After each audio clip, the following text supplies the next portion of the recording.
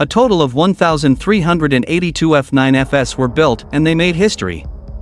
The Navy retired the plane in 1958, and the Argentine Navy followed suit in 1969. F9F Panther, a former U.S. Air Force officer, gives us a detailed history. 70+ years after the fact, the question of who, as in the pilot, and what, as in the plane, scored the first jet-to-jet aerial shootdown in the history of aerial combat remains a matter of some controversy. The only area of agreement is that it happened during the Korean War, sometime in November 1950, and that the victim was a Soviet-designed MiG-15 fighter.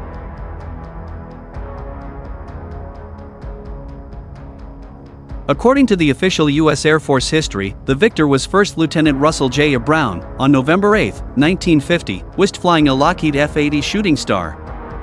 However, Soviet records, which must of course be taken with the proverbial grain of salt, insist that Brown's victim actually survived the engagement.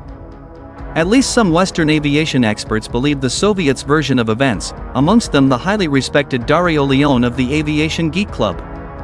Leone insists that the credit actually belongs to U.S. Navy pilot Lieutenant CDR William T. Tom Amen, at the controls of a Grumman F9F Panther, achieved on the day after Lieutenant Brown's battle. Regardless of who actually achieved this milestone, the Panthers is a history worth examining in greater detail, so without further ado.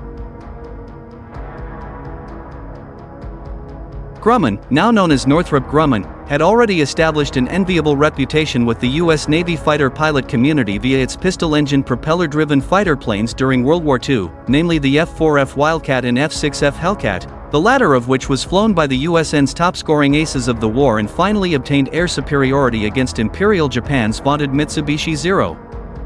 Not content to rest on their laurels, the Grumman executives and RD Wizards won the Navy's design contract in April 1946, a mere 8 months after World War II ended, for the F9F-1, which was to be a single-seat carrier-based fighter, tasked with the mission of destroying opposing aircraft and proving closer air support, CAS. The Panther made her maiden flight on November 21, 1947, and officially went operational in September 1949.